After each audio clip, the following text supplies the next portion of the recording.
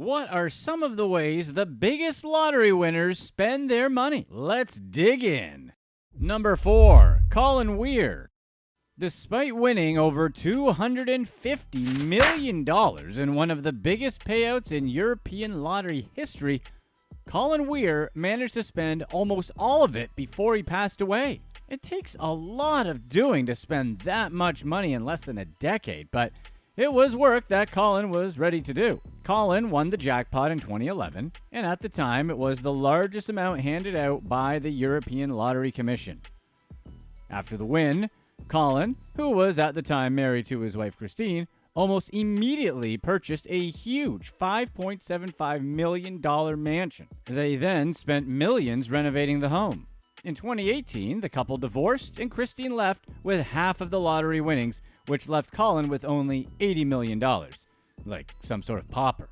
One would expect Colin to be able to live on this money and not almost exhaust it in just a year, but Colin exhausted almost all of it in just a year. In the last years of his life, Colin made a series of investments and purchases that almost removed him from millionaire status. First, he bought cars, some of which include a Jaguar F-Pace SUV and a vintage Bentley Arnage. But that wasn't all. Before the divorce, Colin had made several large investments in ventures that didn't exactly provide great returns. For one, he invested heavily in the failed SNP independence referendum campaign. He also purchased several thoroughbred horses for thousands of dollars and set up a charity as well.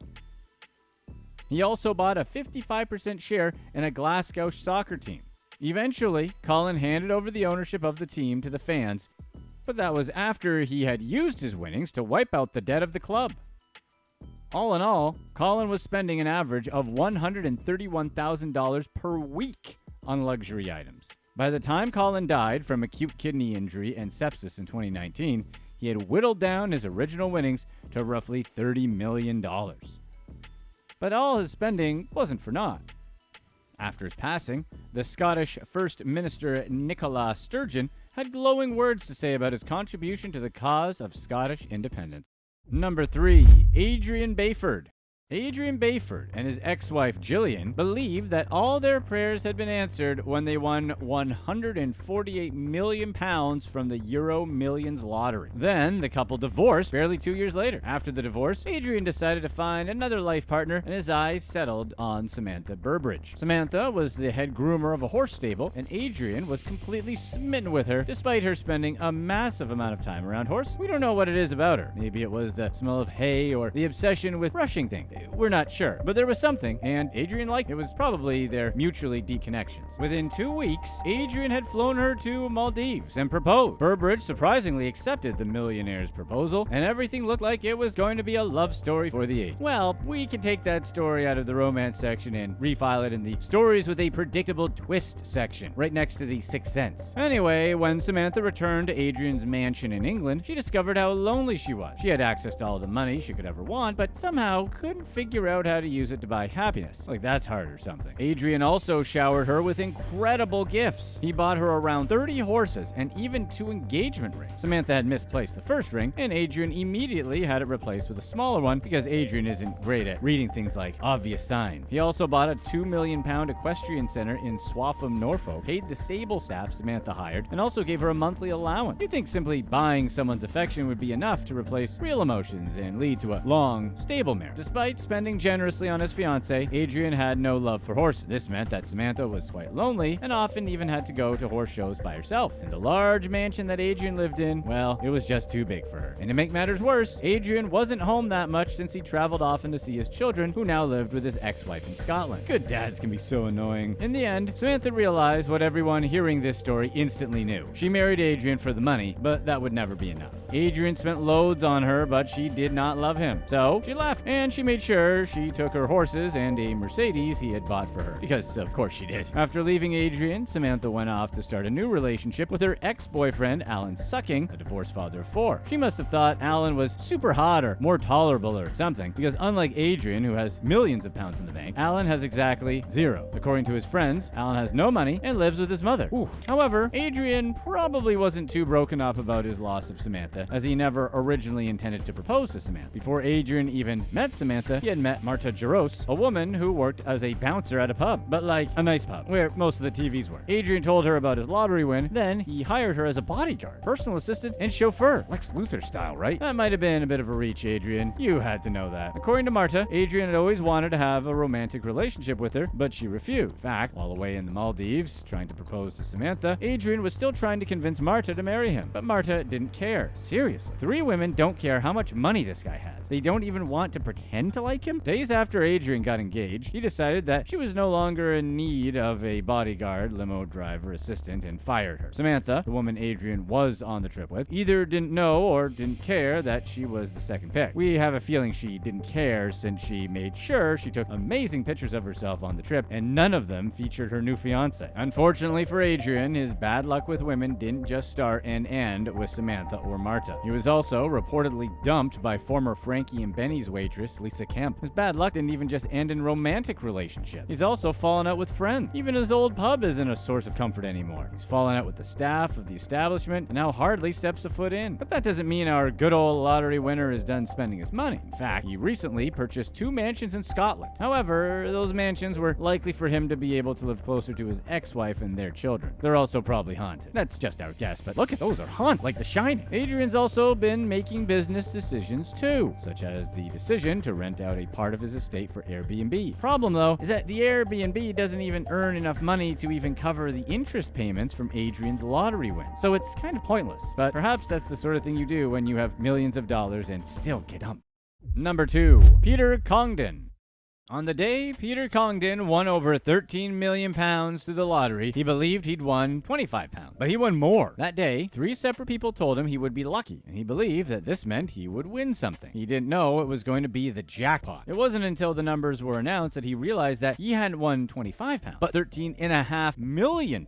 Once it was confirmed that he had won the jackpot, he did the most British thing ever. He made himself a cup of tea. Because why not? It's not like he was allowed to display any sort of emotion. Now that Peter has won the lottery, his life has changed considerably for the better, which is good to hear. For one, Peter has spent over £500,000 on cars for himself and family members. Some of the cars he bought included BMWs, Land Rovers, a Porsche, and a Bentley. Nowadays, he loans the vehicle out to local kids who want to use it for prom because he's a good dude. He has also paid off the mortgage of his 3 children. Sadly, Peter's late wife wasn't able to enjoy the wealth he came into. To make up for that, he's decided to donate quite generously to the Merlin MS Center, where his wife was cared for before she passed on. Peter also asked the people who borrow his vehicles to donate to the center as payment. He also purchased a hydrotherapy pool for the center that cost over $1 million. It'll be of great use to the people that suffer from conditions such as Parkinson's disease. Because seriously, he sounds like a good dude. Now that Peter's a millionaire, the life of his family has changed a lot. His children now drive Range Rovers, which is a big change from the cars they had before, because some of them were working at McDonald's before their dad won the lottery. If you're enjoying this video, be sure to check out our past release to learn the exact details on why you actually would not want to win the lottery. Number 1. Edwin Castro. Edwin Castro won over $2 billion through the Powerball lottery, making him the winner with the highest prize in the lottery's history. Once the winning numbers were declared, it was announced that only one winning ticket had been sold, and that winner was Castro. Edwin had the chance to either take a lump sum or payments, and he wisely went for the lump sum. The lump sum prize was around $900 million, but that wasn't what Castro would eventually walk away with. He also had to pay federal taxes, and that shaved off around a third of the money. California, shockingly, doesn't charge taxes on lottery winnings like they do on literally everything else, so he didn't have to pay state taxes on his winning. This left Castro with $627.6 million as his total win, which sounds really weird when you think about how he won over $2 billion. It's not that he didn't walk away with generational wealth, but the government who gave it out took almost 75% of it back. How does that work? Our man Edwin didn't waste any time at all spending his money. Just 120 days after his win, he purchased a $25 million 13,000 square foot mansion with 5 rooms and bathrooms. A few days after that, he purchased another mansion. Like the first house, this one also has 5 bedrooms and 5 bathrooms. The home was built in 1953 and includes a manicured courtyard and a private oasis at the center. He also purchased a $250,000 vintage Porsche vehicle. Unlike many other lottery winners, Edwin has wisely remained quiet. Why advertise that you just won millions? He has never given an interview, and the only thing we know about him is the statement he sent over to the Lottery Commission after he was announced as a winner. In the statement, he said that the real winner of the lottery was the California public school system, which the lottery funds. We know he probably meant it, but it sounds fake, doesn't it? Like, who needs $650 million when you're already rich in your heart? Come on. However, Edwin's lottery prize isn't without some controversy. A lawsuit has been filed by someone named Jose Rivera, claiming that the lottery win is rightfully his, not Edwin. No one really knows the merit of the case yet, but for the time being, Edwin Castro remains the beneficiary of the lottery as of the release of this video. And he's spending like. Today, we're going to talk about some of the craziest ways people blow their money. Let's go ahead and start with number 7. We bought a zoo. Matt Topham is the UK's youngest Euro Millions jackpot winner ever at the age of 23, and he made an amazing gesture with his new money. Having won £45 million, he decided to buy his mother-in-law a gift she'd never forget: an entire zoo. Topham and his wife Cassie used a portion of the money, £600,000 to be exact, to buy Rushmore County Farm Park in Louth Links, UK. Not only did they buy a petting zoo, but they also filled it with an array of animals, including horses, pigs, goats, llamas, and ducks. The couple's love for animals extended beyond the zoo, as they bought a falconry center, housing birds like hawks, falcons, owls, and eagles. In addition to their generous contributions to the animal kingdom, the Tophams embarked on a spree of personal indulgences. Matt trained as both a helicopter pilot and a racing driver. He even won a race at the Donington GT Cup Championship, showcasing his skills behind the wheel of a 240,000-pound Aston Martin Vantage GT4. They also bought their friends and family houses and cars. The lottery winnings let them upgrade their life significantly. They bought a lavish 1930s mansion in Adams Hill, Nottingham for £1.2 million. They plan to demolish it to make room for their dream home, a giant £5 million, 8-bedroom eco-home named Serenity. However, their plans faced criticism from neighbors who didn't like the design. The proposed mansion boasted features like a soundproof cinema, botanical garden, and swimming pool, but its unique aesthetics drew mixed reactions from the locals. Number 6. The reign of Taylor Swift. Taylor Swift fans have taken things to a whole new level by trying to turn rain into a commodity. Here's why. Taylor Swift performed in Foxborough, Massachusetts in a full-on downpour. Instead of letting the rain destroy their vibe, fans saw an opportunity and started collecting the rain in containers. And later, they tried to sell it online for $250. These fans tried to seize the moment and turn water into cash. The marketplaces have removed the rainwater, and it doesn't seem like anyone was dumb enough to buy it. One fan even admitted to being jealous of not coming up with the idea first. Among other items being sold from the Foxborough downpour are Taylor Swift rain ponchos and bracelets. Of the various items sold to the fandom, rain from a concert certainly has to be one of the most bizarre things, don't you think? Some people couldn't help but comment that the containers holding the water bore a striking resemblance to the containers used at some herbal dispensaries, and they wondered if the worlds of hippies and Swifties collided. Talk about a crossover for the ages. Number 5. Pokemon. Whoa! Vinath Odamseen, a Georgia resident, managed to pull off an insane stunt with COVID-19 relief funds. Odamseen thought up an elaborate scheme and created a fake business to get an economic injury disaster loan. He claimed he owned a thriving company with 10 employees and big annual revenues. Odamseen was then approved for a whopping $85,000 by the Small Business Administration. But what did Odamseen do with the money? Rather than invest it wisely, he went on a shopping spree. He splurged a mind-boggling $57,789 on a single purchase. And what did he buy? A legendary Pokemon card. And this Pokemon card wasn't just any card. It was a prized item coveted by collectors far and wide. A first edition base set Charizard, graded with a 9.5 score, signifying its pristine condition and immense value. This card was the holy grail of Pokemon collectors. But Odomseen's actions didn't go unnoticed. Law enforcement caught up with him, and he found himself facing charges of wire fraud. After a legal battle, Odomseen agreed to a plea deal and got a 3-year prison sentence plus a $10,000 fine. He also had to surrender his Charizard card to the authorities, of course. Number 4. Escaping reality.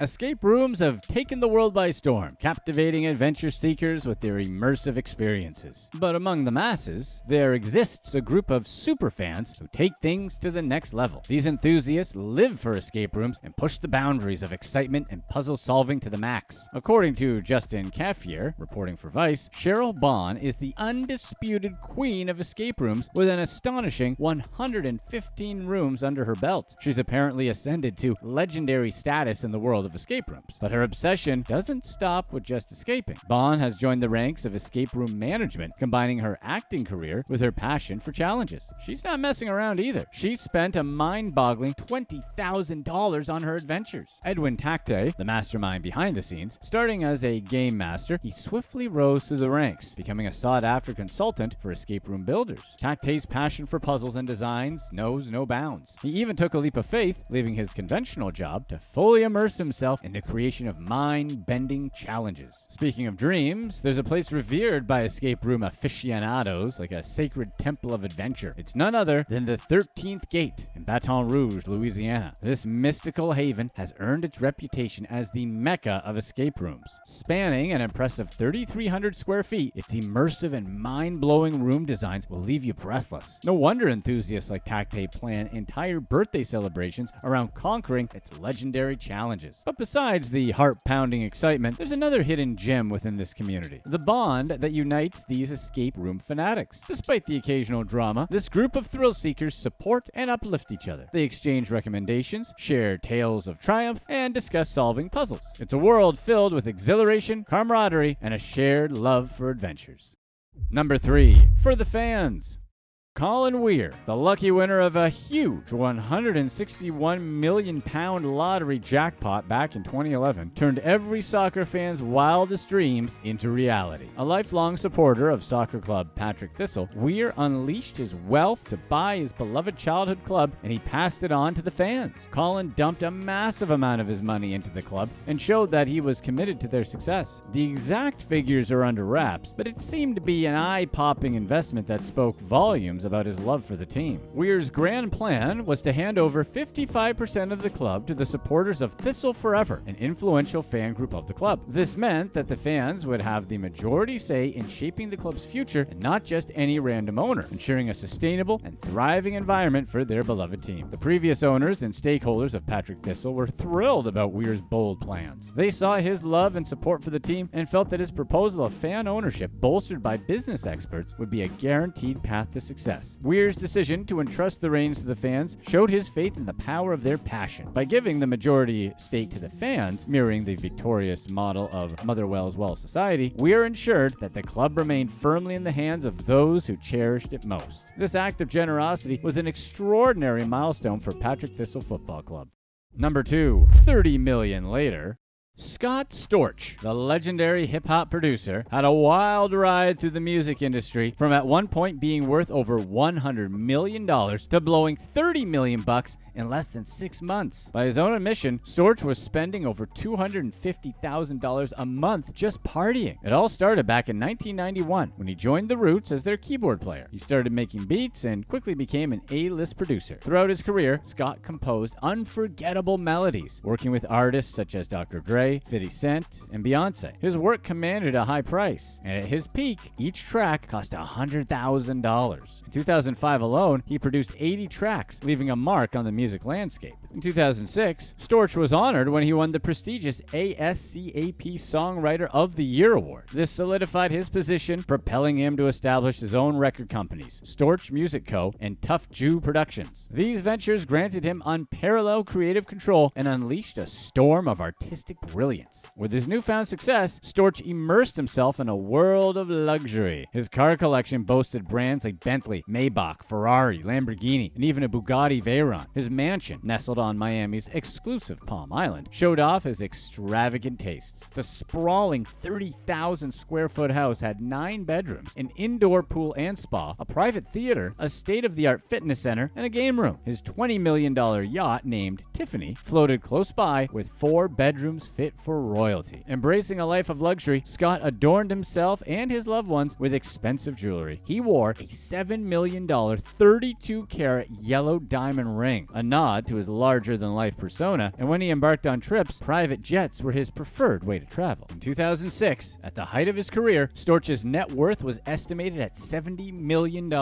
However, as fame and fortune grew, Storch found himself dealing with the dark side of success. He lost sight of his goals, the industry's demand faded, and his wealth started to decline. In the coming years, Scott's life spiraled out of control. He battled inner demons and entered rehabilitation programs. But the damage was done, and the consequences of his lifestyle became apparent when his mansion and yacht faced repossession. He was able to sell the house off to the founder of Rockstar Energy Drink and stay above water for the time being. But in 2015, Scott Storch filed for bankruptcy for the second time, revealing a mere $3,600 in assets, a stark contrast to his past wealth. For a deeper dive into this story, be sure to stay tuned right on this video for our past release to find out exactly how crazy Scott Storch's spending gets. Number 1. Setting the art world on fire. In a bizarre marketing ploy that shocked the art world, Mexican-Lebanese entrepreneur Martin Mobarak set a $10 million Frida Kahlo sketch on fire in a plan to build a buzz for his NFT release. Martin hosted a party at his Miami mansion, complete with fashion shows and circus performers, and at the center of it all was a precious 1944 Kahlo drawing titled Fantasmons Siniastros, which translates to Sinister Ghosts. Surrounded by a team of armed guards, Mobarak, dressed in a dazzling blazer adorned with sequins depicting Kahlo's face, dramatically yanked the artwork from its lavish frame, threw it into a martini glass, and lit it on fire. The purpose of this stunt was to attract attention for the launch of 10,000 NFTs he had created. The NFTs were photos of the now torched masterpiece, and Mobarak expected to sell each one for $4,000. Unfortunately, the results weren't anything close to what he expected. He only sold 4, and they brought in a combined total of less than $11,200.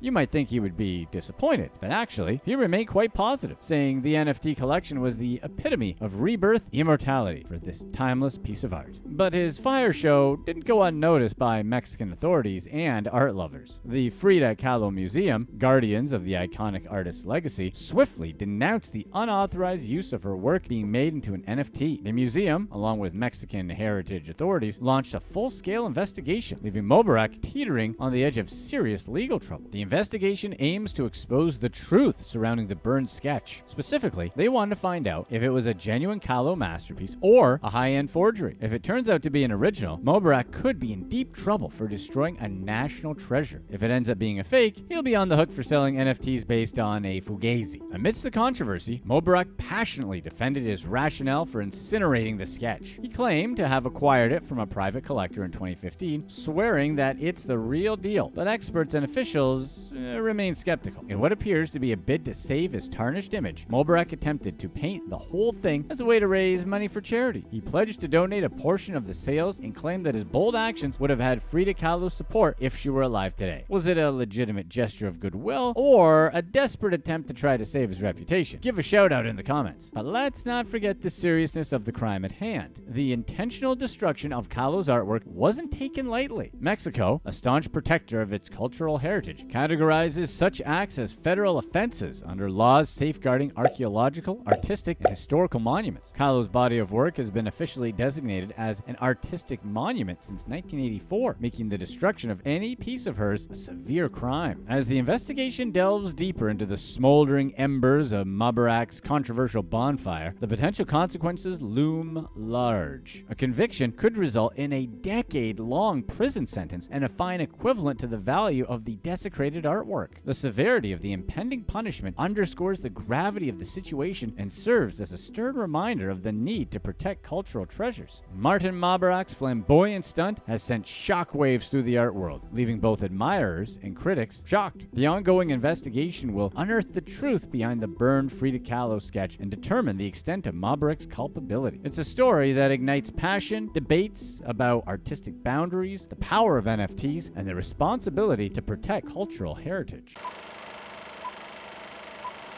What are some of the weirdest ways people have made millions? Let's get right to it with number 4, the money in the mattresses. Mattress Mac, whose real name is Jim McInvale, and not actually Mattress Mac, has made millions of dollars by making risky bets and hedging them with customer purchases from his furniture store. Mac does this through a simple system. He tells customers that if they buy up to $3,000 worth of furniture from his store, and if one of his favorite teams win a game like the Super Bowl, they'll get their money back. This promotion usually attracts fans of the team Mac hopes would win, and they purchase thousands or even millions of dollars worth of furniture. To the fans, it's a win-win situation. If their team wins, they get thousands of dollars in furniture for free, and if their team loses, well, at least they got the furniture they paid for anyway. But Mac doesn't just make that bet in his shop. He also puts millions of dollars into his teams to win. When they do win, he can offset the refunds he has to make with winnings from the bet. And if they lose, then at least he made millions from furniture sales. It's an ingenious system and has worked for Mattress Mac like a charm. One of his bets was on the Super Bowl game between the Cincinnati Bengals and the LA Rams in 2022. He bet about $9 million on the Bengals to win and told fans of the franchise to purchase furniture from his store and that he would refund their payments if they won. The promotion was a huge success as many Cincinnati fans came over to purchase furniture from Mac's store. The Bengals-Rams bet isn't the only large bet the Mac has made in recent years. He also got the largest sports gambling win of all time when he won $75 million from betting on the Houston Astros during the World Series in 2022. Mac decided to fly over to the headquarters of the betting company to receive $10 million of his winnings in cash. He then put that cash in a wheelbarrow and wheeled it into his private jet, which is the sort of thing you do after winning $75 million. But Mac doesn't always win. The Cincinnati Bengals didn't beat the Rams, so he lost his huge bet. But that also meant he didn't have to make any refunds, so he still didn't lose that much. Number 3, the shoplifting grandma.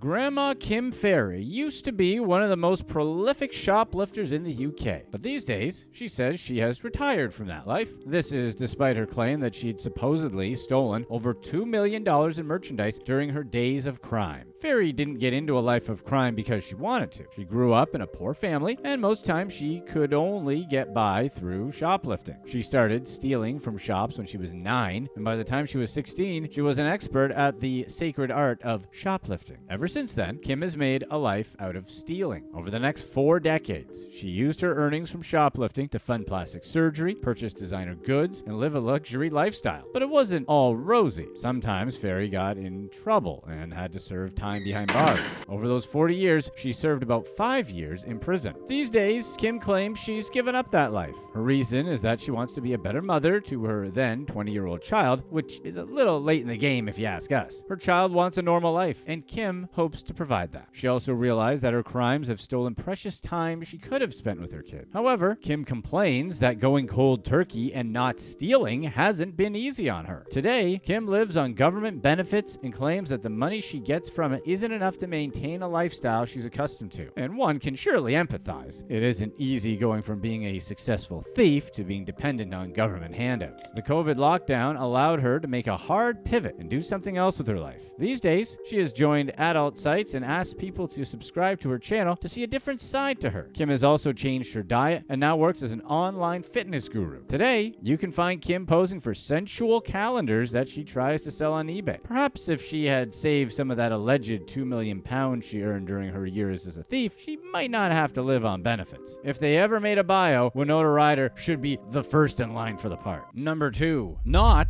a stinky idea. Susie Batiste made her fortune selling a product dealing with one of life's many embarrassments. She sold about 60 million bottles of her product, and her company has now earned over $100 million. And her product? Poo Pourri, a spray specifically made to allow bathrooms to be tolerable again. As a child, Susie always wanted to make a lot of money. She didn't come from a wealthy family. Her father was bipolar and an alcoholic, while her mother suffered from depression. So Susie understood that making money was going to be her one ticket out of her messy family condition. At just 15, Susie was already pitching new designs to fashion companies, and one of them even invited her to New York, but her mother stopped her from going. When Susie was 19, she decided to take the plunge and start her own business. She bought a bridal shop in Arkansas for $40,000 using funds borrowed from her relatives. Susie thought that she could save money by purchasing the inventory of the bridal store from the previous owner, but she quickly discovered that the designs were dated and nobody wanted them. Within a year, the business went under, and at 20, she was forced to file for bankruptcy. But she didn't give up on her dream of owning her own business. She divorced, gave birth, remarried, and gave birth again, but still had that vision in her mind. She began working at a recruiting firm, got the idea for a website that matches employees to employers based on company culture. Susie invested all her savings and maxed out her credit cards to invest in the business, but it never quite kicked off. Some venture capitalists promised to invest $5 million in the idea, but the dot-com bubble burst around the same time and made investors wary of online businesses. So, Susie was in a position where she was unable to pay back her business loans or finance her mortgage. She had to file for personal bankruptcy again. After her experience with 2 failed businesses, she decided to take a spiritual sabbatical. She believed that was the end of her misadventures with business. That was what she thought, until one fateful family dinner when someone stunk up her bathroom. Her brother-in-law, who could apparently clear out a bathroom, had asked if there was a way for the odor from the toilet to be trapped there, since he was a bit embarrassed. That statement somehow lit up a bulb in Susie's head. She went to work. Over the next few months, she spent hours researching odors and essential oils. She wanted to know if there was a way that she could fight stink in a way that made stunk-up bathrooms impossible. She started mixing essential oils and coming up with a new formula on her own. Susie came up with several prototypes and gave them to family and friends to test. One day, after another round of testing, her husband came out of the bathroom with good news. The product had finally worked perfectly. Susie came out of her spiritual sabbatical and managed to get $25,000 to start the business. She first ordered 1,000 bottles from a manufacturer to see how it would do in the market, and it did extremely well. A Dallas boutique owner asked to stock it. Sales took off. From there, she began doing trade shows and expanded to other boutiques. After the first year, she sold over 250,000 bottles and had made $1 million in revenue. She named the product Poo Pourri. For the next 7 years, the business grew at a steady pace, but Susie wanted more. She knew that Poo Pourri could achieve real mainstream traction, but she wasn't quite sure of how. She didn't yet have enough money to afford a TV ad, but she had just enough for a digital video. She got into contact with Jeffrey Hammond, the chief marketing officer of Orabrush. She'd seen an interesting and funny video for Orabrush on the internet and wanted something similar for Poo Pourri. Hammond welcomed Susie's idea, and they got to work on a concept for the Poo Pourri video. After 2 days of brainstorming, they eventually came up with a concept. The idea was to put on an aristocratic, prim and proper type British woman on the toilet seat saying ludicrous things in her fancy British accent. It was just the sort of shocking imagery that Susie believed would help sell her Poo Pourri. The video cost $25,000, and Susie paid about $650,000 to have it promoted on YouTube and Facebook. The video had 10 million views within 2 weeks. It was an instant and massive success. The year after the video, sales of Poo Pourri increased by 80%. The company was now doing about $27 million in revenue. The product also got into more markets and expanded its reach more than anyone had anticipated. And the success didn't stop. The company is now doing over $100 million in revenue annually. But the question remains, what's in Poo Pourri that makes it so effective? Only Susie and her team have the answers to that question, and have refused to apply for a patent because they didn't want anyone stealing their secret formula. Despite no one knowing what's in Poo Pourri, the company has had to grapple with competition from knockoffs. But Susie knows that a lot of Poo Pourri's success is due to its genius marketing, so the company only goes after knockoffs that try to steal her trade secrets. In 2016, the company that owns Airwick created a product called Vipoo that not only did the same thing as as Poopery, but had similar packaging and marketing. Susie didn't let this slide and filed a lawsuit against the company. They eventually had to settle out of court. Another company, this time a Canadian LLC, created a similar product with similar marketing called Poopy Chic. Susie filed another lawsuit alleging marketing similarities, and the company also had to settle out of court. These days, Susie's getting a bit tired of Poopery. She plans to create other brands and hopes to have the same success. She says that when she stops having fun, she'll certainly move on to other business. Today, Susie's worth over $200 million. Before we get to the last crazy story, if you're enjoying this video, be sure to stay right here for our past release on what happened to this lawyer when the cartels caught him scamming them. Number 1. Squatting millionaire. In 2004, real estate tycoons, the Zeckendorf brothers, decided to purchase the Mayflower Hotel building with the intention of turning it into one of the most prestigious addresses in New York City. At the time, the building sat on what was probably the most valuable piece of real estate in the world. It was in the right place in New York to build luxury condos that would go for millions of dollars apiece in the notoriously ritzy Central Park West. In ordinary circumstances, the brothers would just purchase the hotel, demolish it, then build their condos.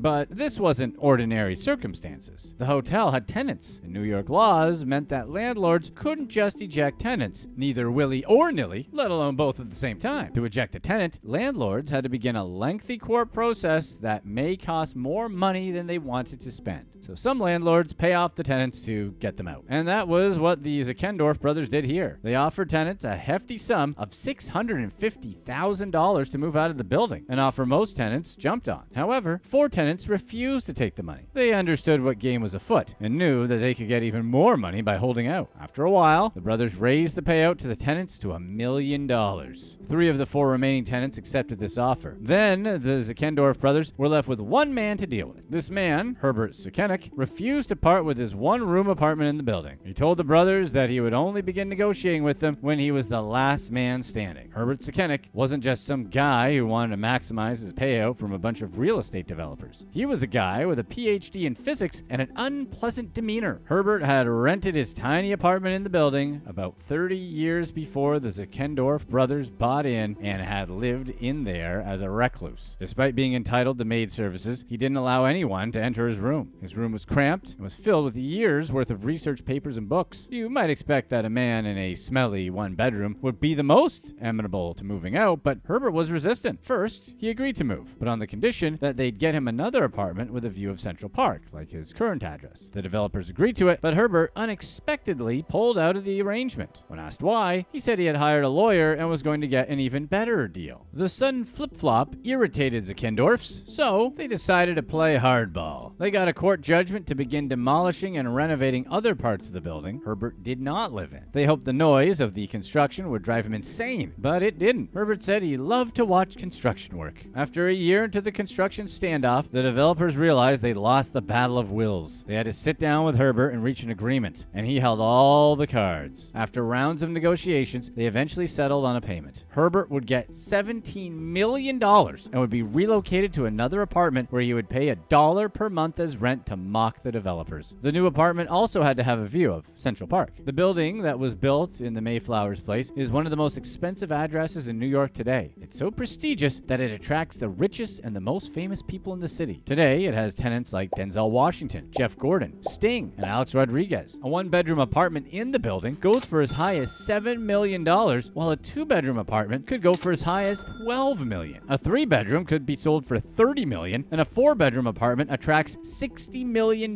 bids. Meanwhile, the five-bedroom apartment in the condo is valued at over $65 million. Who are some of the greatest self-made billionaires? Let's find out, starting with number 6, Ralph Lauren. Ralph Lauren's name is synonymous with timeless elegance and luxury. Born on October 14th, 1939 in New York City, Ralph Lauren's journey to success is as inspiring as it is fascinating. Growing up in the Bronx, even as a young boy, Lauren had an innate sense of style, often dressing differently from his peers and showcasing his unique flair. This early passion for fashion and design would eventually become the cornerstone of his success. It was in the 1960s that Ralph Lauren embarked on his entrepreneurial journey, starting with a small collection of neckties. He understood the importance of branding and created his iconic polo emblem, symbolizing the sophistication and elegance he sought to convey. The success of his necktie line led to the launch of Polo Ralph Lauren, a brand that would revolutionize the fashion industry. Through his creativity and meticulous attention to detail, Ralph Lauren carved a niche for himself in the world of fashion. Aside from his fashion empire, Ralph Lauren is also known for his impressive car collection. One standout vehicle is the 1938 Bugatti Type 57 SC Atlantic, an incredibly rare and valuable car known for its stunning design and limited production. Another notable addition to his collection is the 1962 Ferrari 250 GTO, considered one of the most sought-after cars in the world. Ralph Lauren's passion for cars is a reflection of his appreciation for craftsmanship and timeless design. Just as he carefully selects fabrics and pays attention to every stitch placement in his clothing line, he seeks out cars that embody the same level of artistry and refinement. His car collection highlights Lauren's discerning taste and his commitment to preserving the beauty of classic automobiles. Number 5. Tom Ford. Tom Ford is another name that resonates with elegance, creativity, and success in the world of fashion and beyond. Not many people remember that Ford's fame actually first began in acting, where he quickly found success in commercials during the 1980s. At one point, a staggering 12 of his commercials were airing nationally, putting him right in the public eye. However, Ford's true passion lay elsewhere, and he decided to pursue architecture. Fate, however, had other plans, and he veered toward the world of fashion. Ford's entry into fashion design included collaborations with Kathy Hardwick and Perry Ellis, but it was his appointment as the head of women's fashion at Gucci in 1990 that marked a turning point in his career. At that time, Gucci was struggling, teetering on the edge of bankruptcy. Ford transformed the brand during his 15-year tenure. With his creativity and vision, he took Gucci from the brink of collapse to a staggering $10 billion market capitalization, cementing his status as a fashion icon. The end of his time at Gucci in 2004 didn't mean retirement. He embarked on a new journey in the film industry. Ford launched his film production company and showcased his writing, directing, and production talents. In 2009, his debut film, A Single Man, captivated audiences, with Colin Firth and Julianne Moore bringing his vision to life. His creative journey continued with Nocturnal Animals in 2015, starring Amy Adams and Jake Gyllenhaal. Despite his ventures in filmmaking, Ford didn't stay away from the fashion world for long. In 2006, he launched his own brand, Tom Ford, which became an instant success. A-list celebrities flocked to his designs, and his creations graced red carpets and prestigious events worldwide. From Michelle Obama's Tom Ford evening gown to Daniel Craig's suits in multiple James Bond films, his influence was all over the place. The financial success of the Tom Ford brand is undeniable. With an array of products ranging from eyewear and clothing to fragrance and accessories, the brand has grown to bring in over $1 billion in revenues per year. This attracted Estee Lauder to buy the Tom Ford brand for $2.8 billion. Ford's business success has allowed him to live his famous lifestyle. He has a $40 million Holmby Hills mansion, which is located across from the former Playboy mansion. He also has a 4-story, $20 million Manhattan townhome. Number 4. Zang Yiming. Chinese entrepreneur Zang Yiming has amassed a mind-boggling fortune through his groundbreaking ventures in the tech realm. He's the founder of ByteDance, the parent company behind popular apps such as TikTok and news aggregator Jinri Toutiao. Zhang has emerged as one of the wealthiest individuals in China, with an estimated net worth of $63.2 billion as of 2023. Zhang graduated from Nankai University in China, where he majored in software engineering. His first job was at a digital travel booking startup called Kuxun, where he gained experience in sales and technology. Driven by a desire to push boundaries and explore new horizons, Zhang founded ByteDance in 2012. The company's first product was a news app called Toutiao, which quickly gained traction in China. Zhang's vision was to create a platform infused with artificial intelligence that would deliver personalized news recommendations, setting it apart from conventional search engines and social media platforms. However, it was the launch of TikTok in 2016 2015, initially known as Douyin, that propelled Zang into the global spotlight. TikTok's addictive short-form videos captivated users worldwide, catapulting the app to become one of the most downloaded and influential social networking platforms. This success played a pivotal role in Zang's accumulation of wealth, with ByteDance's valuation soaring to $250 billion, making it the world's most valuable privately held company. Zang's leadership style and unwavering commitment to innovation have been crucial to his entrepreneurial journey. Despite being an introvert by nature, he has shown a willingness to adapt and evolve with the times. In contrast to his personality, Zang not only creates his own TikTok videos, but he also requires his senior employees to do the same thing. The emphasis on first-hand experience and active engagement shows exactly the type of attitudes that contributed to ByteDance's success. As you probably know, TikTok has faced regulatory challenges and scrutiny during its foray into the US market regarding its security. However, Zang is still determined to continue ByteDance's global expansion. Number 3. Jan Koum. Jan Koum is the founder of WhatsApp, one of the most used apps in the world. Koum was born in 1976 in Kiev, Ukraine. When Jan was 16, his family moved from Ukraine and moved to the US, where they settled in Mountain View, California, which happened to be ground zero for the tech revolution. After high school, Jan enrolled at San Jose State University, but he didn't let academia slow him down. This guy had a knack for coding and an entrepreneurial spirit burning in his soul. Koum recalled his anger and frustration of being unable to get in touch with his dad and the rest of his family and friends that he had left behind in Ukraine, other than through the phone, which was both expensive and not secure. At the time, he wanted a much simpler way for people from across the world to keep in touch with each other. But it was his fateful encounter with Brian Acton that changed everything for him. They crossed paths while working at Yahoo and hit it off like two peas in a pod. They shared a vision of creating a messaging platform that would be free from ads and focused on user privacy. And that's how WhatsApp was born. Jan and Brian went all in, pouring in all their time into WhatsApp. When WhatsApp first released in May of 2009, the app didn't get any traction, but a month later, Apple introduced push notifications. That changed the game for WhatsApp, where people were downloading the free version of the app to message their international friends. By 2014, Mark Zuckerberg saw the magic in WhatsApp and decided to acquire it for $19 billion. Jan Koum's journey from almost broke to billionaire is still one of the fastest ascensions ever. Number 2. Diane Hendrick.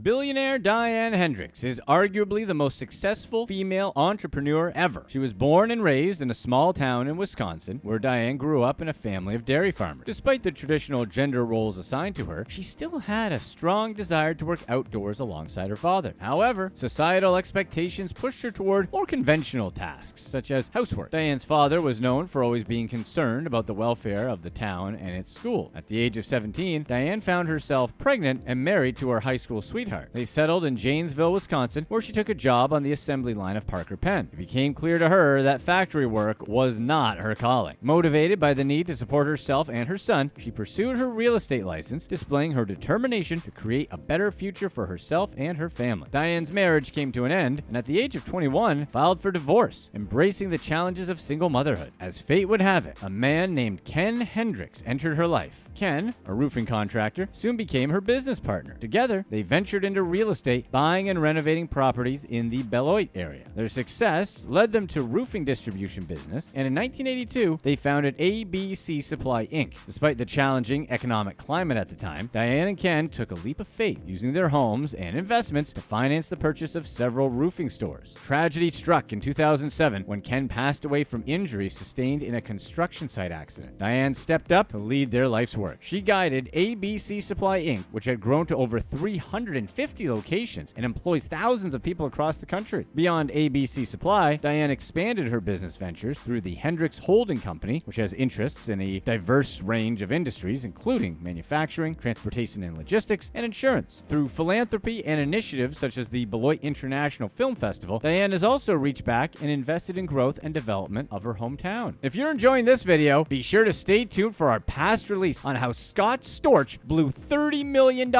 in just 6 months. Number 1. Jeff Bezos.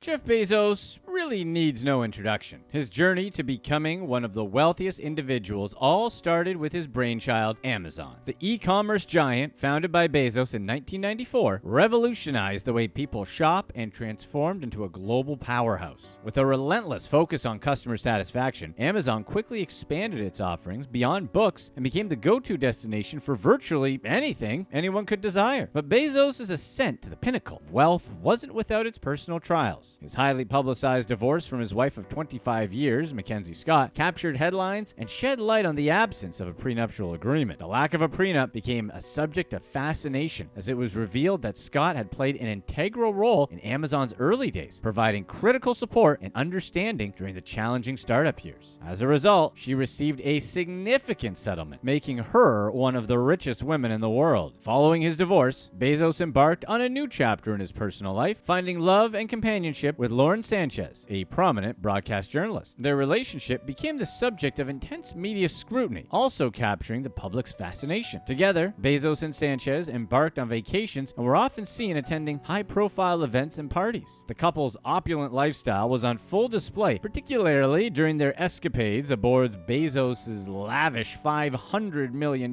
yacht that came with a sculpture that kind of looks like Sanchez. Bezos' relationship with Sanchez, of course, meant a new beginning in his personal life. He resonated with the symbolism of the Koru, which is the name of his yacht and a Maori symbol of new life, growth, and strength. The wooden sculpture on his yacht represents the couple's commitment to embracing positive change and hope for the future. Despite the attention on his personal life, Bezos continues to steer Amazon's ship, albeit in a different capacity. He took on the role of executive chairman after stepping down as CEO. This transition allowed him to focus on new ventures and initiatives, such as his space exploration company, Blue Origin, which aims to make space travel accessible to all. Just how expensive can child support and, let's face it, baby mama support get? Let's get right to it with number 7, Nick Cannon. TV personality Nick Cannon rose to fame with The Nick Cannon Show in 2002, and since then has hosted some of the most popular shows like America's Got Talent and The Masked Singer. But Cannon's career isn't the only reason he's become a household name. He has 12 kids, including twins with singer Mariah Carey and kids with Bray Tiesi, Lanisha Cole, Brittany Bell, Abby De La Rosa, and model Alyssa Scott. Having that many children isn't cheap, and Cannon may just be paying as high as up to $3 million annually in child support. California law takes into account the quality of life a child would have if their parents were together, meaning the children need to have the same lifestyle with their mothers as they would with their fathers. Since Cannon does earn plenty of dough with all the work he does, and this of course is the reason he has big payouts to each of his baby mamas. Cannon has handled all his child support negotiations away from the courts, meaning that the amount he pays isn't public information. Considering California law and Cannon's annual income, these women are receiving a varying amount of income, depending on how many children they have with him. Cannon probably doles out about $40,000 a month to Lanisha Cole, the mother of his daughter, Onyx Ice. Bray Tiesi, who welcomed their child legendary Love Cannon in July 2022, also receives about that amount, as did Alyssa after giving birth to another of Cannon's kids. Brittany Bell, who shares 3 children with Nick, probably makes about $80,000 monthly. Cannon could be paying Abby De La Rosa as much as $1 million annually on top of the home he bought for in 2022. The only person Cannon probably doesn't have to worry about paying is Mariah Carey, who likely makes more than him. If that's the case, he might not have to pay her anything. Cannon and the mothers of his children handle their child support agreements privately, which is why the general public doesn't know exactly how much he pays each of his baby mamas. This suggests that he's paying them generously, giving them no reason to take him to court. Also, $3 million could be a conservative number. When The Sun reported that Cannon was spending that amount annually, he claimed he spent much more than that on his children. He explained he never planned on involving the governmental system in his arrangements with his children's mothers. Cannon shows no signs of slowing down. In over 2 years, he welcomed 9 children to the world with 5 separate women. Tragically, Cannon lost one of his children at 5 months old to brain cancer. In December 2022, Abby De La Rosa gave birth to Cannon's 12th child. Cannon is like the Oprah of pregnancies. You get a baby, and you get a baby, and you get a baby. Number 6, Owen Wilson. Owen Wilson has starred in blockbuster hits such as Zoolander, Meet the Parents, and Wedding Crashers. He reportedly pays $36,560 per month in child support to Varuni Vangsarvarides, the mother of his daughter, Lila. He spends around $438,720 annually on his daughter's expenses. Wilson also made a one-off payment of Vangsarvarides $103,128 to cover expenses like Lila's birth, her night nurse, and Vangsarvarides' labor coach and legal fees. Wilson and Vangsarvarides had dated for 5 years before splitting in 2018. Vangsarvarides filed a paternity petition 5 months before Lila was born. Before shelling out any money, Wilson demanded a DNA test. It came back positive, confirming that Wilson is Lila's biological father. However, that didn't mean he wanted to meet her. Wilson checked the none under visitation rights in the court documents, despite their child support agreement. While he regularly pays for her upkeep, Wilson has shown no interest in being a part of her life. However, he did agree to add her to his Screen Actors Guild SAG medical insurance. Lila isn't Wilson's only biological child. He has 2 sons, one with ex-girlfriend Jade Duell, and another with his former fitness instructor Caroline Linkfist. Vangsarvarides spoke out against her daughter's father, claiming he would be a great father to Lila if he were just willing to get to know her. Sadly, Wilson made it clear he wanted 0 visitation rights. The pair's on and off again relationship ended badly, and it seems there are still hard feelings. Vangsarvarides stated that the last time she spoke to Wilson was when she told him she was pregnant, after which he changed his number without telling her. Maybe he should be known as Lightning McAbsent. Number 5, Kanye West.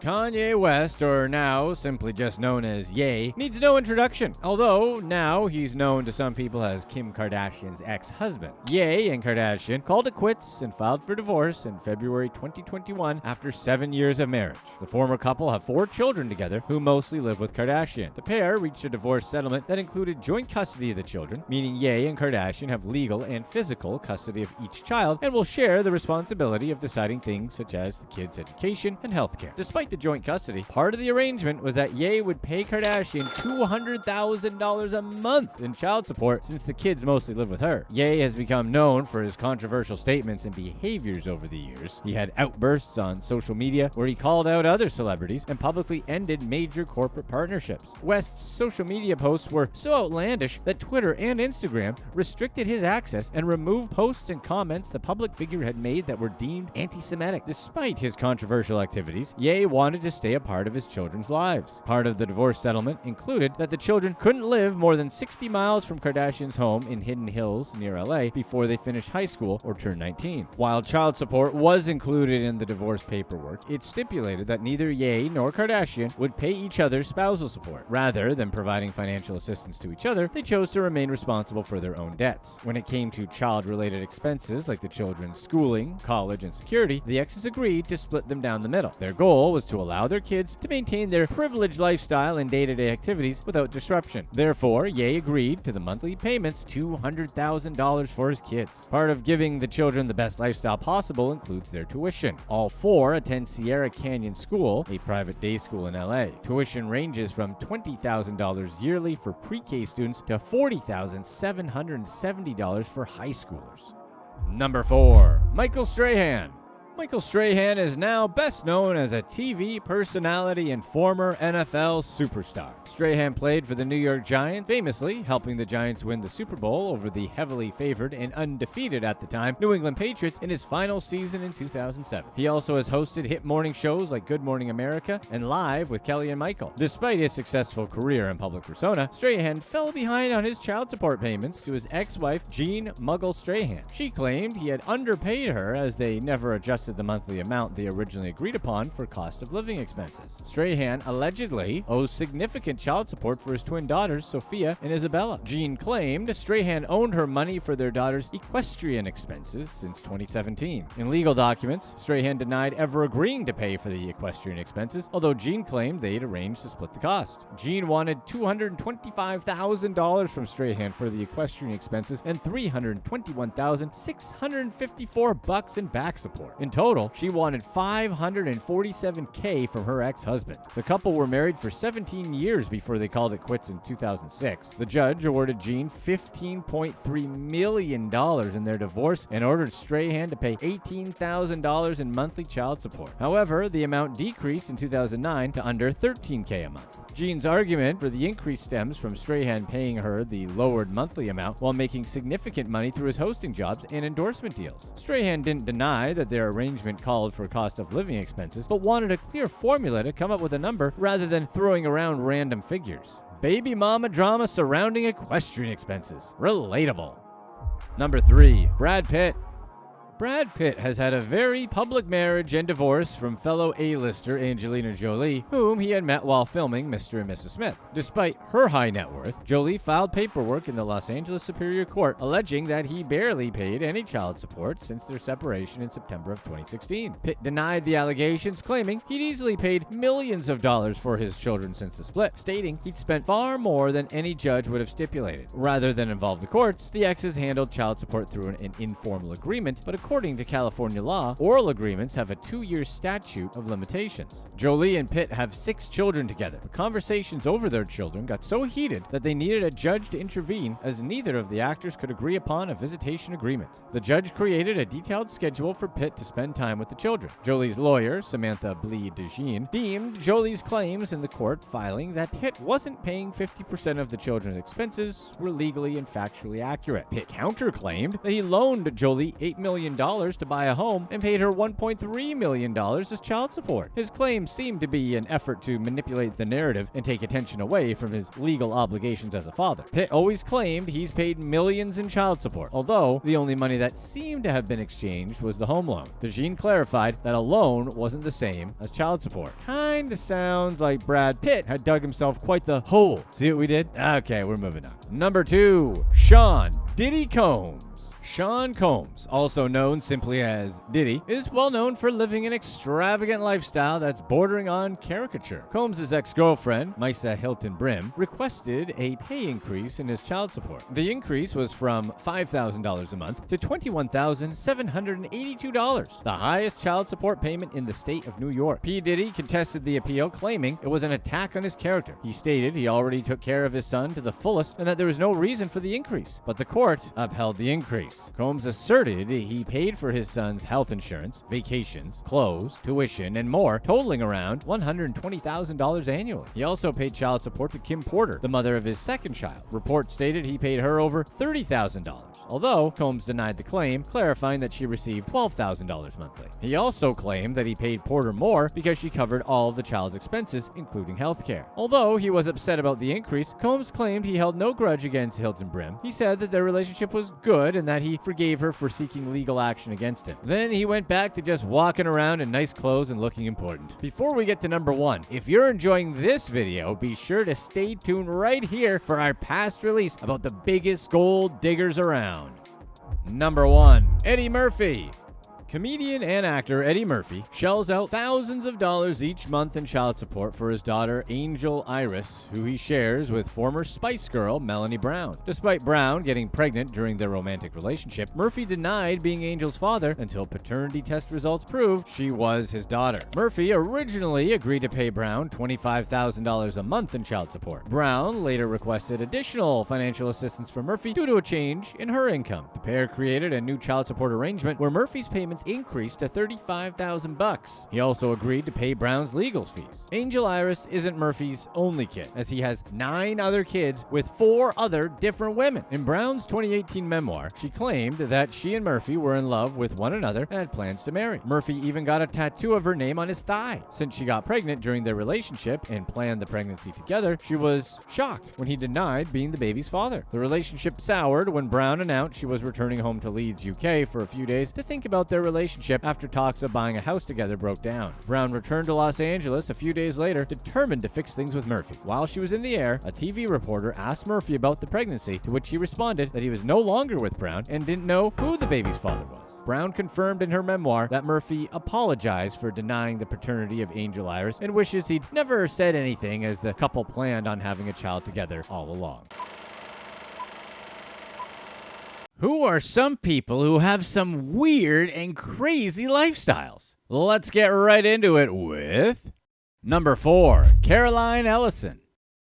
Caroline Ellison, the former co-CEO of Alameda Research, a crypto hedge fund and ex-girlfriend of Sam Bankman-Fried, has become known for her strange behavior and scandals surrounding her name. Ellison and Bankman-Fried, who founded FTX, were business associates and in a romantic relationship. However, when Alameda and other FTX group entities filed for bankruptcy after running out of funds, Ellison and Bankman-Fried's relationship came under extreme scrutiny. FTX was a cryptocurrency hedge fund, and Alameda Research played a key role in its downfall, as it was heavily invested in FTT, a token issued by FTX. The investment likely contributed to a liquidity crunch that ultimately caused the company's demise. Ellison came from an accomplished background. Her parents, Glenn Ellison and Sarah Ellison, were both economists from MIT.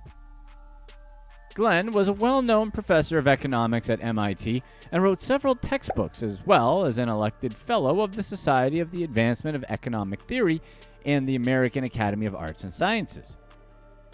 Sarah was a senior lecturer in the department alongside her husband. Ellison excelled in math from a young age, competing in the math prize for girls in high school and later studying mathematics at Stanford University. However, her life took a different path than her family's when she left college. Ellison tweeted about her substance use, stating she regularly used what we'll call uppers. Rumors of the use of brain-boosting substances among the top employees at FTX and Alameda swirled after a resurfaced podcast interview where Bankman-Fried admitted to experimenting with these substances and claiming they changed his life. Ellison was part of a 10-person group of roommates that managed operations for FTX and Alameda from a luxury penthouse in the Bahamas. The group was made up of former classmates from MIT and the quantitative trading firm Jane Street. The former classmates either were all involved in romantic relationships with one another at the time or another. It was basically band camp. In Ellison's Tumblr account, she spoke about polyamory, implying that she and Bankman-Fried were involved in a network of interconnected romantic relationships with multiple participants. Ellison, who also shared controversial opinions in the since-deleted account, where she expressed her beliefs that the only style of polyamory she found acceptable was one where everyone ranked their partners, the cornerstone of any successful relationship. She also expressed disdain for non-hierarchical relationships and stated people should know where they fell on the ranking. Sounds like a recipe for disaster to us. Ellison and Bankman-Fried's involvement in FTX's collapse led to criminal charges for the pair. FTX was once worth $32 billion, and Bankman-Fried allegedly hid the currency exchange's financial problems and defrauded investors out of $1.8 billion.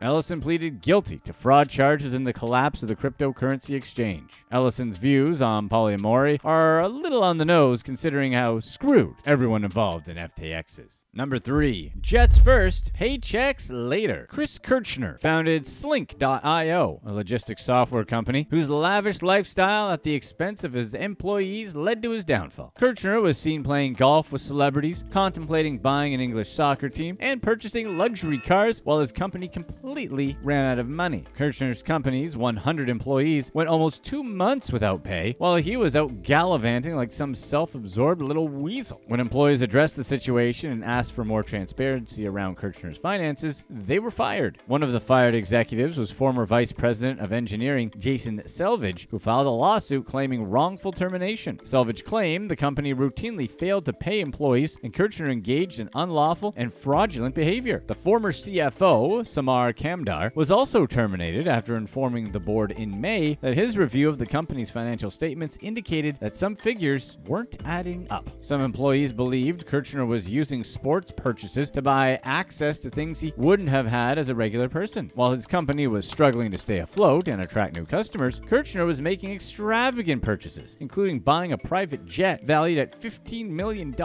joining an exclusive Texas country club, purchasing luxury cars, investing in a European tech startup, and attempting to buy English soccer team Derby County. The company claimed to have paid its employees, but many say they still hadn't been paid. Instead, Kirchner sponsored the J.P. McManus Pro-Am Golf Tournament, an exclusive event that allows wealthy people to play alongside golf legends like Tiger Woods and Rory McIlroy. The company claimed he paid for the tournament with his own money, but his employees didn't believe those claims. Slink applied for a payment protection program loan intended for businesses struggling to meet payroll during the COVID-19 pandemic. At the time, Slink was flush with cash, having secured a Series A funding round, but Kirchner learned he could keep the PPP loan as long as Slink retained its employees. Despite claiming the company had financial difficulties, Kirchner bought a black Ferrari Superfast 812 valued between $300,000 and $500,000. In the same month, they got the loan. What else was he going to do with it? Pay people? Psha. Kirchner's elaborate purchases did not slow down. He loved sports, which seemed to influence the direction of Slink's business, as the company sponsored professional players and athletes like Justin Rose and Albane Valenzuela and signed a multi-million-dollar sponsorship agreement with NHL ice hockey team the Dallas Stars. Kirchner told employees they were part of their new go-to-market strategy to justify the sponsorships. However, the sponsorships seemed to help Kirchner's image as a globe-trotting CEO, instead using his golf stream to jet around. In the summer of 2021, Kirchner hosted a group of employees at the Vaquero, an exclusive country club in Dallas, and bragged about flying to exotic places in his private jet and playing golf with Saudi princes. Kirchner's attention was everywhere but his company. Slink was barely growing and had less than 5 continually paying customers. Other companies did trials of the product but didn't become customers. While he was flaunting his wealth, an SEC investigation into his finances was underway. It revealed that Kirchner transferred tens of millions of dollars from Slink's corporate bank accounts into his personal accounts and paid for his personal expenses using one of Slink's accounts. Kirchner was fired as CEO in August 2022 and was removed as chair of the board. He was arrested in February 2023 and faces up to 20 years in prison if convicted. You'd think a guy that sold TVs for Best Buy as his previous job would be a little more down to earth than a complete tool. Number 2, the decathlon of scams. Former athlete David Beneves seemed to be living a flashy, glamorous lifestyle until it came to light that he had stolen almost $35 million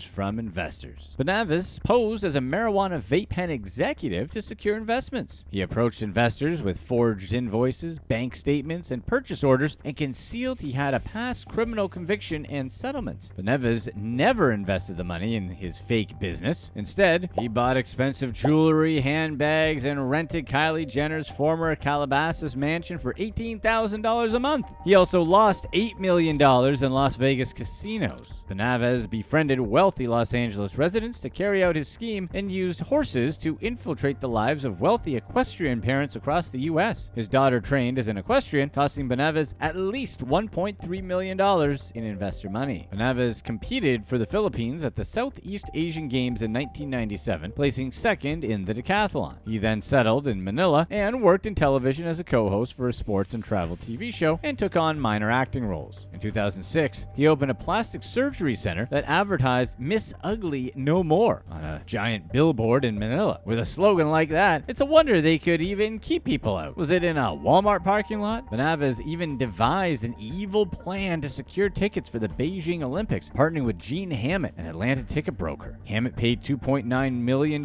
for 17,000 tickets, but they never arrived. The financial loss was devastating for Hammett, and he eventually lost his home and was forced to declare bankruptcy. But life was good for Beneves. He spent the money at Tiffany's, Bloomingdale's, Neiman Marcus, Giorgio Armani, and Hermes. Beneves also treated himself to a Ritz-Carlton spa in Georgia and a stay at the Bacaro Resort in Santa Barbara. 2 years later, Beneves had planned out an all-new scam. He offered investors the chance to buy into his company that was reselling vape pens from China China at a significant markup. Dozens of his acquaintances, friends, and even his dentist invested because he thought the opportunity had teeth. Benevez enjoyed throwing lavish parties and going on shopping sprees. He threw his daughter a Sweet 16 birthday party that cost $218,000 and bought her a $330,000 horse named Vondel. Benevez also threw a lavish party for his wife Nobu in Malibu, for which he commissioned Crazy Rich Asian-style posters to advertise the event. Investors didn't know that Benevez had a previous conviction of 3 counts of grand theft from 2016, and his criminal activity didn't deter him from running other scams. Benevez also convinced an investor to give him a $1 million loan for one of the shell companies he used to conduct business. The investor traveled to California in 2019 to meet with Benevez, who told the victim he needed the additional $1 million to purchase CBD oil to fill vape pens to satisfy a pending purchase order. The investor granted him the loan, which Benevez spent on himself instead. One of the people Benevez exploited was Tom Danford and his family. Danford was an investor and former friend of Benevez, who Benevez and his wife, Jessica, preyed upon. The couple manipulated Danford by pretending to care about his family, especially the well-being of his children. Detectives secured a search warrant to raid Benevez's Calabasas mansion and arrested him. The FBI, IRS, and SEC all participated in an investigation into Benevez's actions and discovered he'd conned over 100 people out of $35 million. A U.S. district judge sentenced him to 17 and a half years in prison, which was higher than the 11 years the prosecution had requested. Additionally, the judge ordered him to repay the money he swindled from investors, although his victims doubt they'll ever see their money again. Before we get to number 1, if you love these stories about these people's crazy lifestyles, definitely stay on this video to watch our previous release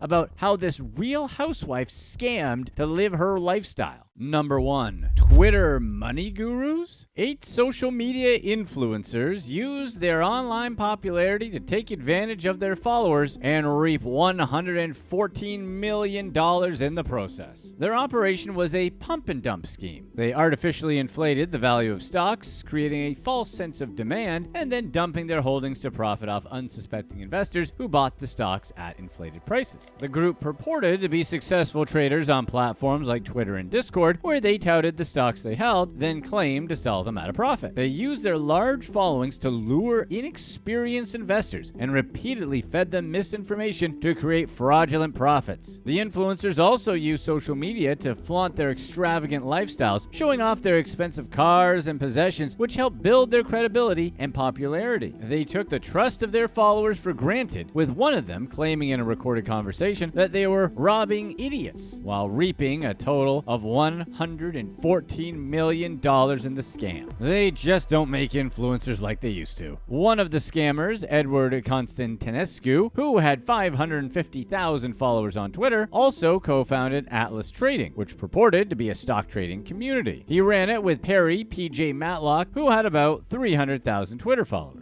Atlas had one of Discord's biggest stock trading chat rooms where they sent bogus stock alerts to members. Mitchell Hennessy, another fraudster, had 237,000 followers on Twitter and co-hosted a popular podcast where he promoted their scheme. An unnamed co-conspirator messaged Matlock in July 2020 over his concerns that the scam was becoming too obvious. He worried the patterns were becoming too apparent and feared they would be exposed. Matlock didn't seem worried, but in January 2021, Constantinescu confronted Matlock about the same thing. He told Matlock in a Discord message that they had to be more discreet with their stocks. However, the group was unconcerned about being more discreet with their social media. Several group members posted in their flashy cars, including McLarens, Ferraris, and Lamborghinis. Matlock posted pictures of himself behind the wheel of a McLaren, and Constantinescu tweeted an image of himself in front of a red Ferrari. Another person involved in the group, John Rybarczyk, tweeted a photo in a Lamborghini Aventador SVJ Roadster worth almost $600,000. The influencers also posted photos of themselves traveling worldwide, going to places like Tokyo and Israel, but their criminal operation couldn't last forever. The group was indicted for running the social media pump and dump scheme and charged with securities fraud. The SEC filed a complaint against all 8 participants in the U.S. District Court for Southern District of Texas. They sought permanent injunctions, disgorgement, which sounds naughty, doesn't it? Prejudgment interest, and civil penalties. The Department of Justice Fraud Section in the U.S. Attorney's Office for the Southern District of Texas also filed criminal charges against all 8 influencers. If you can't trust Twitter experts with financial advice, who can you trust? Don't shed any tears for these heartless scammers. Let's find out why. Starting with number 6. Pop goes the weasel. Nigerian con man Godwin Nwafor ran a sophisticated operation that preyed upon the dreams and trust of unsuspecting pensioners by conning them out of their retirements. The MO for this cunning fraud involved a suckers list, a compilation of potential victims who would receive bogus letters claiming they had won the Australian lottery. These letters, sent by a lottery agent, that targeted many American retirees, promising them a life-changing prize in exchange for a modest sum to release the funds. Believing they had struck it rich, the victims were conned into paying fees, including activation fees, and some even set up businesses to receive their supposed winnings, unknowingly laundering money for the scammers. And Nwafor wasn't even the mastermind, but instead was a willing and enthusiastic lieutenant in the elaborate con. He worked alongside another Nigerian, Frank Onichanam, nicknamed Fizzy, for his love of vintage champagne. Onichanam was sentenced to 8 years for his role in the scam. While the victims faced financial ruin and emotional distress, Nwafor enjoyed his ill-gotten wealth. He squandered money on luxury cars, gold jewelry, and extravagant nights out at London's top nightclubs and lavish champagne showers. However, the law eventually caught up with Nwafor. As the sentence was handed down, Nwafor, supposedly realizing the severity of his crimes, broke down in tears in the Central Criminal Court.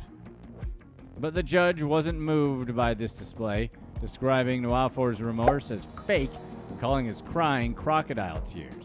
In the end, Godwin Nwafor got exactly what he deserved: 7 years in prison. His fake tears did nothing to ease his sentence, and in our opinion, make him look worse. Do you think he actually felt sad about running the scams? Number 5. Oliver Twisted. A disturbing trend emerged in the heart of New York City, where young children were being recruited into a network of theft and deception by adult caregivers. The leader of one such ring was apprehended by the police, shedding light on this troubling phenomenon. Mikkel Robinson from Staten Island was arrested and charged with a string of burglaries at Lower Manhattan bars and restaurants. However, what made this case particularly alarming is the involvement of his 2 young brothers, aged 11 and 13, in these criminal activities. The trio's crimes unfolded as they targeted 3 bars and restaurants, using a combination of cunning tactics and a disturbing twist on a classic con. The story began with the youngest brother, the 11-year-old, entering establishments, posing as a child seeking donations for a fictitious sports team. Once they gained the trust of unsuspecting victims, the children would often request access to their phones under the pretext of helping with payment apps. Little did the victims know this was a setup, and the kids would then transfer money. However, the criminal activities didn't stop there. In one incident, the 13-year-old brother entered an Italian restaurant and lit a bathroom trash can on fire, creating chaos as approximately 75 people were present. Quick action by the staff prevented any injuries, but the incident demonstrated the brazenness of these young criminals. Prosecutors didn't hold back and charged Robinson with a slew of charges. Despite the serious charges, Robinson was released on his own recognizance because the crimes didn't qualify for bail. Law enforcement was also on the hunt for at least 2 other adult handlers running similar operations. While the kids can't be held responsible, as they're undeniably pawns in a disturbing game, the situation highlighted the challenges faced by authorities in addressing this issue, particularly in a city where bail laws are becoming increasingly lax. In the end, this unfortunate saga reflects a concerning aspect of the new New York, where children are being manipulated into a life of crime, perpetuating cycles and making things worse. Number 4. Stealing for luxury. A former hospital worker and her Navy veteran husband ran a scheme that compromised the personal information of more than 80 patients and also funded a lavish shopping spree at some of the country's top luxury retailers, such as Saks Fifth Avenue. The masterminds behind this scam were Kyle Steed, a former employee of Lenox Hill Hospital, and his wife, Crystal Steed. Kyle, who had worked at the hospital for several years, was responsible for stealing sensitive patient data, primarily from elderly patients, then passing it on to his wife, Crystal, who went on a shopping spree. The couple's ill-gotten gains were astonishing and amounted to $300,000 worth of high-end merchandise. However, their plan sought to siphon off an additional $1 million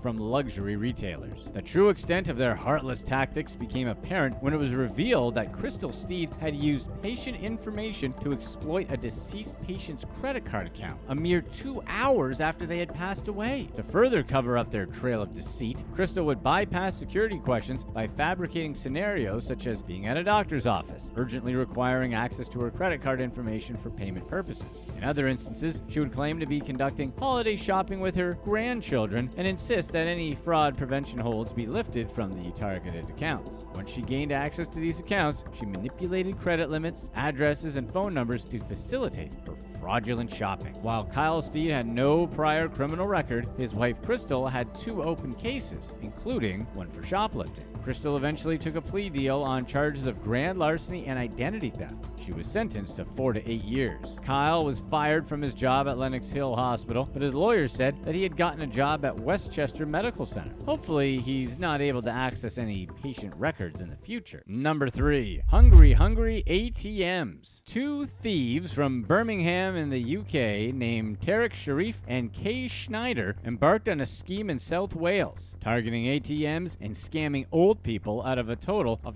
£25,000. Their plan involved the use of advanced technology to steal bank cards. The criminal duo's activity began with their first victim being an 80-year-old man who was at a Sainsbury's store in Bridgend. Sharif approached the elderly man while wearing a surgical mask and a baseball cap, clearly preying on the vulnerability of his chosen target. Sharif told the man that the ATM was out of order and advised him to cancel the transaction. As the elderly man canceled it, Sharif leaned over and manipulated the machine. Sharif had a sophisticated electronic device that enabled him to force the ATM to eat the bank card. When the man returned to his vehicle, he was shocked to discover that £500 had vanished from his account. This experience left him deeply shaken, and his daughter said that he had lost his confidence and often remained tearful as a result of the incident. The same tactic was used at another ATM where a 71-year-old woman fell victim to this tactic, also losing £500 in the process. The psychological impact on this victim was significant, and she expressed fear of using ATMs and had a constant sense of unease in public. Yet another older gentleman experienced a similar ordeal when his bank card was eaten by a machine outside a local shop, resulting in a £500 loss. However, Sharif's criminal activities extended beyond these incidents, and he continued using his device to target other people. After an ATM ate 2 cards belonging to a woman, Sharif engaged her in conversation while manipulating the machine. Investigation later revealed that £700 had been stolen from her account, and the potential loss could have been as high as £14,000 had her bank not taken action to block the card. The crime spree ultimately came to an end when police arrested Sharif and Schneider, charging them with multiple offenses. Schneider first said he was just the driver for Sharif, but evidence proved his involvement in the criminal activities.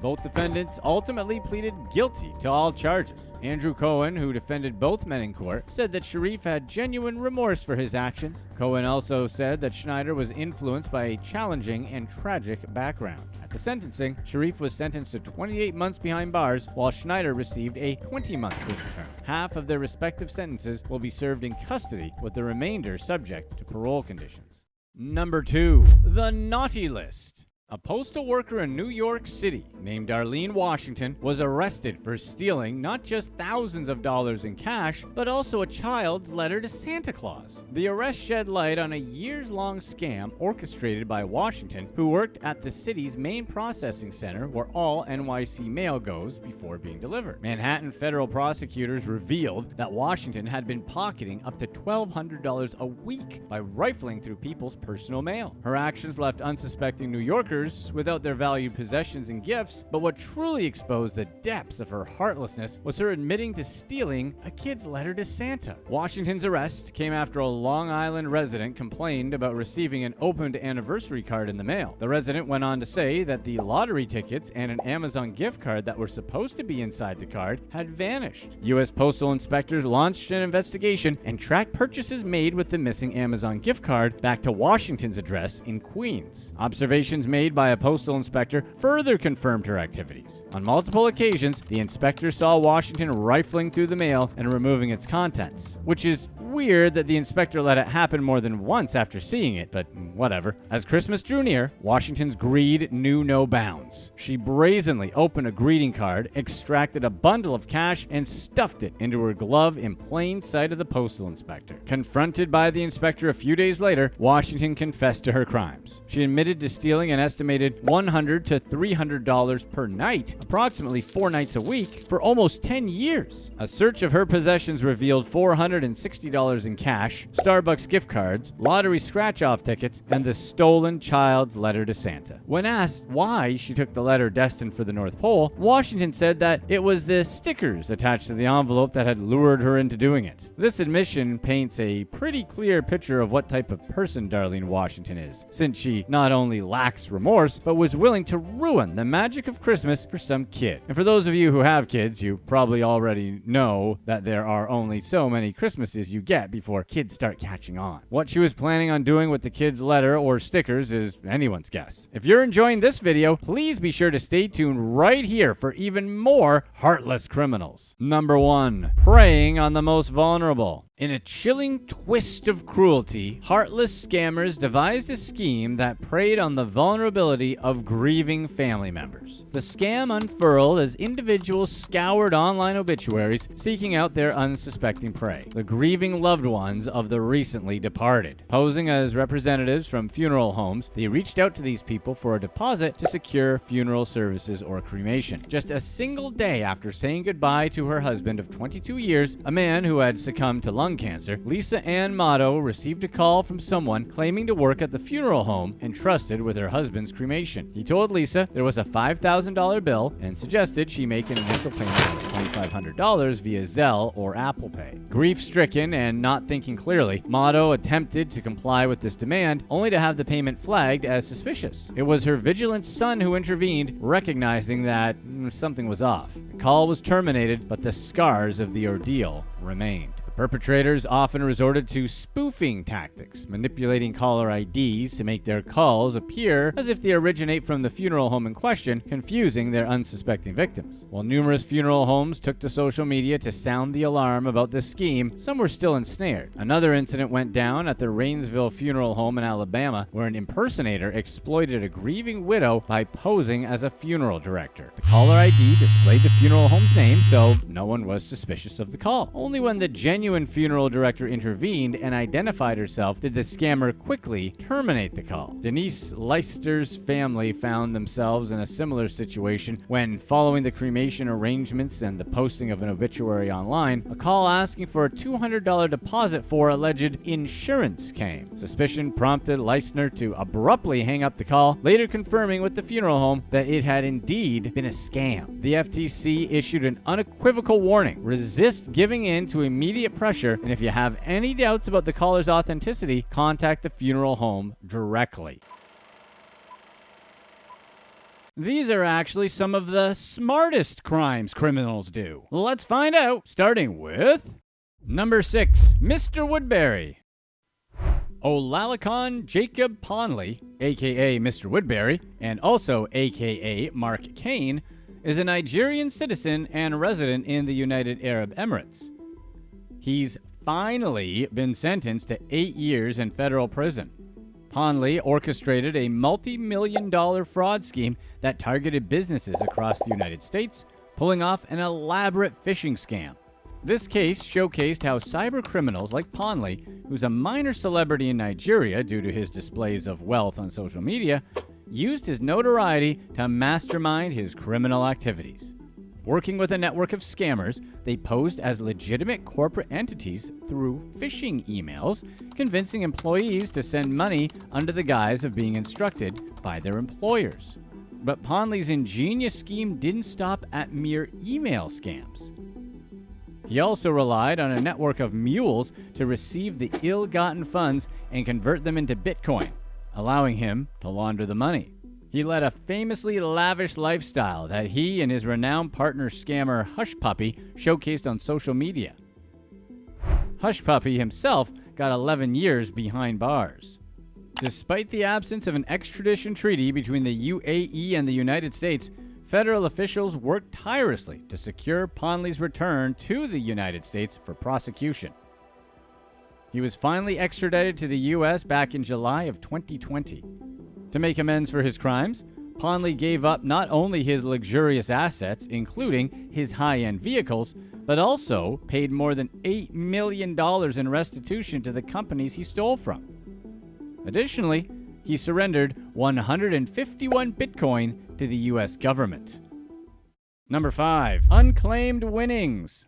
A couple in Australia has been sentenced to jail for a gambling scam that got them $600,000 by cashing in unclaimed betting slips. The scheme was masterminded by Trevor Rain, an IT specialist at Tab Corp, a well-known gambling organization in Australia. Tab stands for the Totalisator Agency Board, which is a term for organizations in Australia, New Zealand, and South Africa that manage betting shops and online betting services. Rain, along with his wife Talanoa, came up with a clever plan to target bets that had been successful but hadn't been collected for over 3 months. Rain's position at Tabcorp allowed him access to the organization's system where he could find these winning codes. They duplicated the barcode, created their own tickets, and printed them at home. They started the scam by cashing in 9 tickets for a total of $4,000. However, their greed grew as they committed the crime more frequently, handing over as many as 260 successful bets in a single day, totaling $60,000.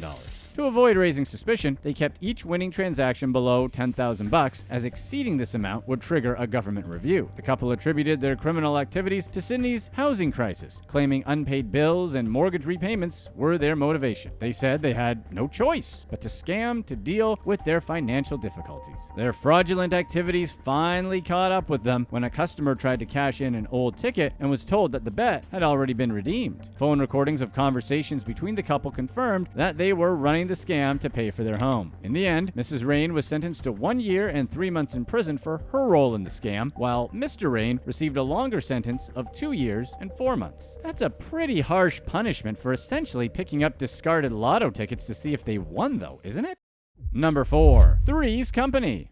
In a bizarre scheme that unfolded in Las Vegas, 3 women orchestrated a fake auto accident scam that left unsuspecting drivers stunned and broke. The story began when the Las Vegas Metropolitan Police Department started receiving reports of suspicious accidents. What made these cases unusual was the brazenness of the criminals involved. The 3 women at the heart of this operation, later identified as Barbara Miller, Amanda Miller, and Sophia Nicholas, devised a plan to part innocent people from their hard-earned cash. The trio would prowl parking lots or hit the open road looking for unsuspecting victims. Upon spotting a target, they'd claim that the victim had scraped their car, coercing them to pull over. Then, with a masterful sleight of hand, they'd divert the driver's attention while simultaneously rifling through the victim's vehicle for valuables. They'd even inflict minor damage on the victim's car, making it seem as if a collision had occurred. Once the victims were suitably disoriented and anxious about the supposed accident, the scammers would demand an on-the-spot cash settlement for the fictional damages. Their approach left drivers feeling confused, trapped, and coerced into handing over their money. In some instances, they actually forced victims into driving them to an ATM to get some cash. Amanda Miller, perhaps overconfident from her previous exploits, was apprehended at a Kohl's department store. Kohl's is a department store where people commonly go to return stuff they purchased on Amazon for those those of you who don't know. Miller tried to apply for a credit card using a fake ID and also attempted to shoplift. If she didn't do this, then they wouldn't have gotten caught.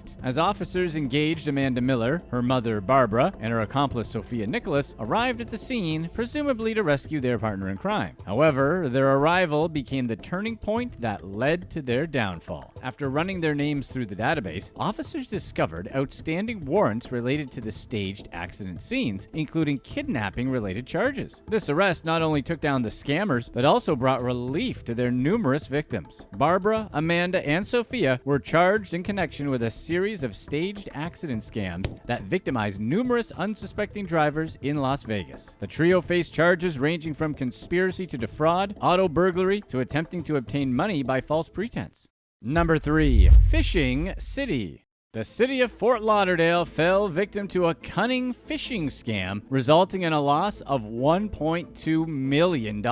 This scam has left not just an individual, but an entire city in disbelief, highlighting the sophistication of cybercriminals in the modern age. The scheme unfolded when the city received what appeared to be a legitimate bill from Moss Construction, the contractor overseeing the construction of Fort Lauderdale's new police department headquarters. The paperwork and documentation accompanying the request for payment were meticulously forged, bearing an uncanny resemblance to the company's normal invoices. City officials made a $1.2 million payment to the contractor. It was only later that the unthinkable happened, and the city learned that they had been conned by a cybercriminal impersonating Moss Construction. This scam involved the hackers gaining access to the construction company's information, files, and processes. They then manipulated the system to send what appeared to be a legitimate invoice, but with altered bank account details, and so they were able to siphon off a massive amount of money. In the wake of the incident, Fort Lauderdale police, in collaboration with other law enforcement agencies, started an investigation to track down the criminals and recover the lost funds. While the city is hopeful of regaining the $1.2 million, the process of reversing wire transfers is time-consuming, but the bank is on it. Moss Construction, the unwittingly implicated contractor, issued a statement saying that the hackers had exploited their good name and publicly available information for the scam. They said they would offer full cooperation with the ongoing investigation. Fort Lauderdale's mayor, Dean Trantalis, expressed the urgency of reinforcing protocols to prevent such incidents from occurring, acknowledging the growing frequency of cyber scams. In an era where digital security is paramount, the story of an entire city falling prey to such a scheme stands as a testament to the ever-present threat of cybercrime. And isn't it interesting how the bank can recover the money stolen from the city, but they tell the average victims, oh well, it's your own fault. There's a life lesson in there somewhere. Number 2. The Mustard Squirter.